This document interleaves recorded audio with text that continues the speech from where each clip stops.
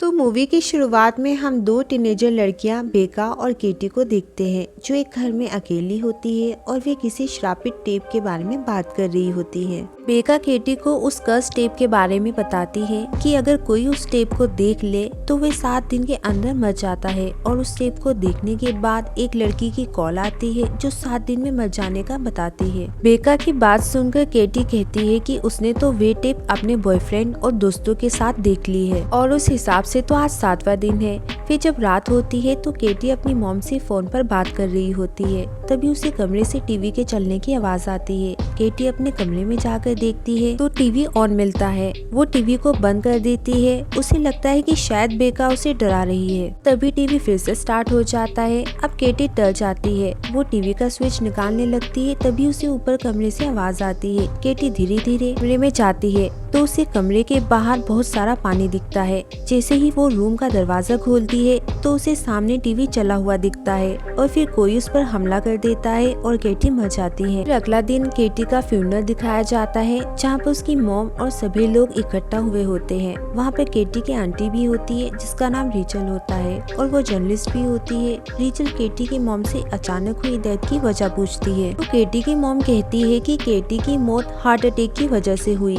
और वो रीचल को इस केस को इन्वेस्टिगेट करने के लिए कहती है। केटी की मॉम रीचल को बताती है कि 7 दिन पहले केटी ने अपने बॉयफ्रेंड और 2 दोस्तों के साथ एक वीडियो टेप देखी थी जिसको कर्स टेप कहा जाता है और वे टेप देखने के बाद केटी को कॉल आई थी कि तुम 7 दिन में मर जाओगी और फिर 7वें दिन रात को 10 बजे केटी को मार दिया जाता है और उसी समय उसका बॉयफ्रेंड और उसके दोस्त भी मर जाते हैं और केटी के दोस्त बीका भी उस दिन से पागल हो गई है। सब सुनकर रीचल उस कर्स टेप का पता लगाने के लिए उसी घर में जाती है जहां पर केटी और उसके दोस्तों ने वो टेप देखी थी। रीचल वहां जाकर वीडियो टेप देखती है। उस टेप में बहुत अजीब चीजें होती हैं। टेप पूरी देखते ही रीचल को एक कॉल आता है जिस पर कोई उसे बताता है कि तुम 7 दिन में मारी जाओगी। रीचल घबराते हुए वहाँ से अपने एक्स बॉयफ्रेंड के घर जाती है जिसका नाम क्ले होता है और वहाँ जाकर उसको टेप और कॉल के बारे में बताती है और ये भी बताती है कि जब से मैंने टेप देखी है तब से मेरी कोई भी पिक्चर साफ नहीं आ रही है, सब ब्लर आ रही है। पर क्ले को यकीन नहीं होता। रीचल वे टेप क्ले को भी दिखाती है और पूरी वीडियो देखने के बाद वहाँ पर भी एक कॉल आता है पर रीचल कॉल रिसीव नहीं करती। यहाँ क्ले रीचल से कहता है कि एक कॉपी टेप की मुझे बनाकर दे दो। फिर क्ले उसको इन्वेस्टिगेट करता है तो उस वीडियो में टाइम बहुत अलग अलग हो रहा होता है। पता चलता है कि ये किसी भी कैमरे से शूट नहीं हुई है। अब ये सारी बातें क्ले रीचल को बताता है। अब रीचल को टेप देखे हुए 3 दिन हो गए थे और उसके साथ कुछ अजीब सी चीजें हो रही थी जिससे उसे हर वक्त कोई अपने आसपास महसूस होता था। रीचल बीका के पास मेंटल हॉस्पिटल में जाती है। वहाँ जाकर रीचल बीका से टेप के बारे में पूछती है और उस रात केटी के साथ क्या हुआ ये भी पूछती है, लेकिन बीका उसे कुछ नहीं बताती और रीचल से कहती है कि वे 7वें दिन खुद ही पता चल जाएगा। फिर रीचल घर आती है और उस टेप को दोबारा से इन्वेस्टिगेट करने लगती है। उस टेप में रीचल को एक लाइट हाउस दिखता है और एक फोटो भी दिखता है जिसमें एक औरत भी होती है जिसका नाम एना होता है। उस औरत को रीचल ने उस टेप में भी देखा हुआ था। एना घोड़ों को पालती थी और फिर एक दिन अचानक से उसके सारे घोड़े अपने आप ही पानी में डूबकर मरने लगे और ये सब देखकर एना ने भी पानी में डूबकर अपनी जान दे दी थी। मूवी में सीन शिफ्ट होता है रात को जब रीचल सो रही होती है तो उसे सपना आता है जिसमें उसे एक लड़की लंबे बालों वाली दिखाई देती है। रीचल उसके पास जाती है तो वे लड़की उसका हाथ पकड़ लेती है। रीचल का हाथ वहाँ से जल जाता है। तभी रीचल की आँख खुल जाती है। ये देखती है कि उसका हाथ सच में जला हुआ होता है। रीचल का एक छोटा बेटा भी दिखाया जाता है जो अक्सर करके ड्राइंग बनाता था। जब रीचल उस ड्राइंग को देखती है तो उसमें वही लड़की होती है जो उसने सपने में देखी थी। रीचल को कुछ समझ में नहीं आता। फिर वो अपने बेटे के रूम में जाती है तो देखती है कि उसका बेटा वो टेप देख रहा है। रीचल बहुत डर जाती है। तभी वहाँ पर एक कॉल आता है जिस कॉल को उठाकर रीचल चिल्लाने लगती है। थोड़ी देर बाद क्ले का भी कॉल आता है। वो रीचल को बताता है कि अब उसकी भी फोटो बहुत ब्लर आ रही है जैसे रीचल की आ रही थी। फिर रीचल अगले दिन एना के घर जाती है। टेप के बारे में पता लगाने के लिए जैसे ही वो वहाँ जाती है उसे एक घोड़ा दिखता है। वे घोड़ा रिचल को देखते ही फौरन पानी में कूदकर मर जाता है। ये देखकर रिचल बहुत डर जाती है। वहाँ वे एना के हस्बैंड से भी मिलती है, उससे एना के बारे में पूछती है, पर उसका हस्बैंड उसके बारे में कुछ नहीं बताता। चल वहाँ पर वे मिरर भी देखती है जो उसने टेप में देखा था। रेचल एना के घर से बाहर आती है और अपने बेटे को फोन करती है, तो उसका बेटा फोन पर बताता है कि वे जो भी ड्राइंग्स बनाता है उसे समारा बनाने के लिए कहती है और समारा को घोड़े बिल्कुल पसंद नहीं है।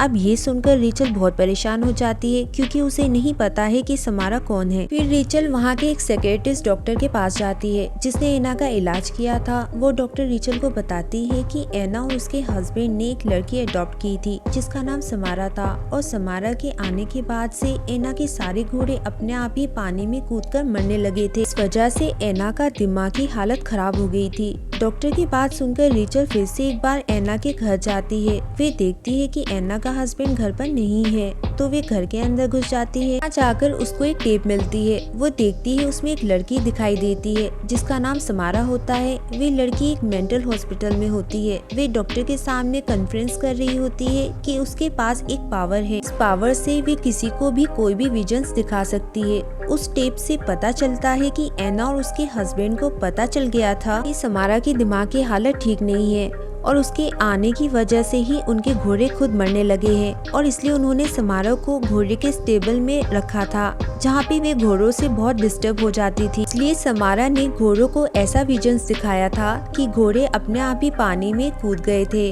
और फिर समारा ने एना को भी ऐसे विजन्स दिखाए थे कि एना भी पानी में कूद गई थी। रिचल टेप देख ही रही थी तभी पीछे से एना का हस्बैंड आ जाता है और रिचल पर हमला कर देता है। फिर टीवी उठाकर वॉशरूम में चला जाता है। रिचल भी उसके पीछे वॉशरूम में चली जाती है। वहाँ पर एना का हस्बैंड कहता है कि कोई नहीं बच सकता और वे सबके आसपास ही है। वहाँ बाथटब में बहुत सारा पानी भी भरा हुआ होता है। वहाँ पर एना का हस्बैंड अपनी जान दे देता है। तभी वहाँ पर क्ले आ जाता है जो अब रिचल को संभालता है। वे दोनों मिलकर उसी घोड़ों के स्टेबल में जाते हैं। वहाँ पर उन्हें एक सीढ़ी दिखती है। जब वे उस सीढ़ी पर चढ़ते हैं तो वहाँ पर एक रहने की जगह होती है जहाँ पर समारोह को रखा गया था। वहाँ पर वे एक दीवार भी देखते हैं जिस पर पेपर लगा हुआ था। जब वे पेपर को फाड़ कर देखते हैं तो उस दीवार पर एक जला हुआ पेड़ बना हुआ होता है जो रिचल ने शेल्टर माउंटेन पर देखा हुआ था जहाँ से उसको वो टेप मिली थी। अब क्ले और रिचल दोनों मिलकर उस शेल्टर माउंटेन में जाते हैं और 12 नंबर केबिन में अंदर चले जाते हैं जहाँ से उन्हें टेप मिली थी। वे वहाँ पर पहुंचकर बहुत दुखी हो जाते हैं क्योंकि आज रिचल का 7वां दिन था, यानी कि आज उसके मरने का दिन है। क्ले बहुत परेशान होता है। वे इधर उधर चीजें फेंकने लगता है।